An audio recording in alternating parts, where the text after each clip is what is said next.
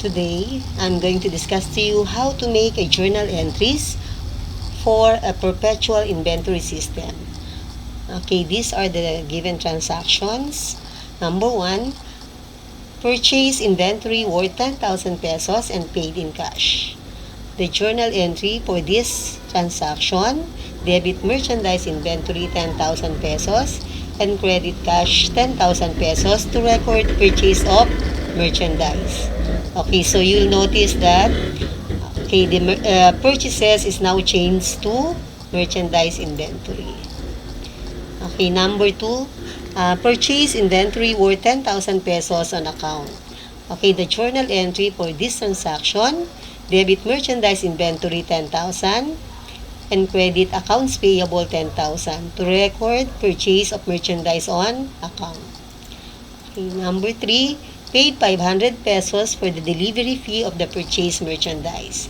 The journal entry for this transaction, debit merchandise inventory 500 pesos and credit cash 500 pesos to record payment for the delivery fee of purchased merchandise.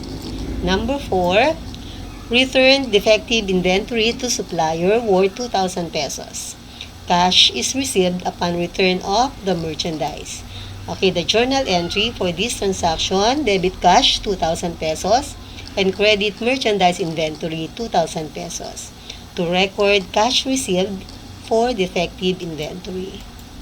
Number 5, sold 4,000 worth of merchandise. The selling price of the said merchandise is 8,000 pesos. Sales are made on cash basis.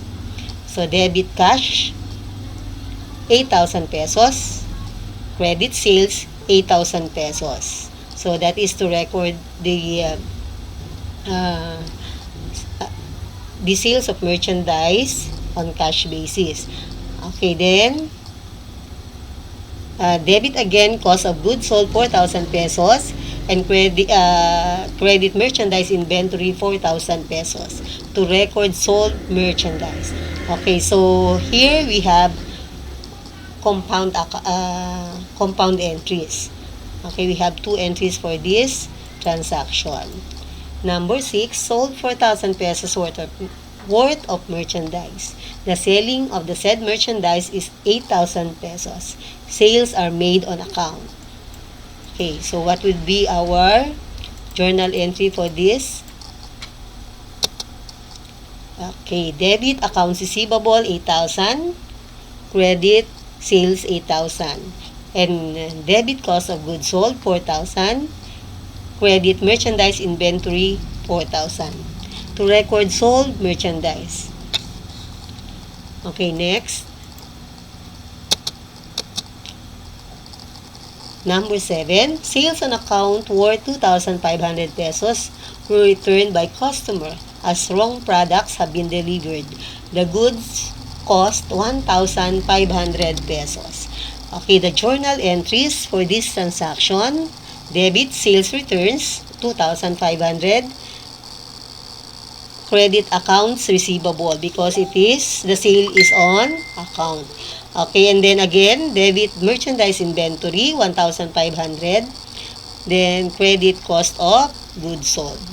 Okay, so since it is returned, so you need to add it to the merchandise inventory. Okay, to record returned merchandise on account from customers. Okay, number 8, received full payment for sold merchandise on account worth 5,000 pesos. Okay, the journal entry for this transaction, debit cash, then debit cash 5,000 pesos and credit accounts receivable 5,000 pesos.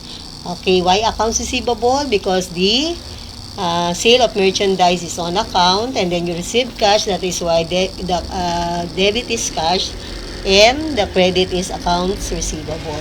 Okay, to record full payment for sold merchandise on account.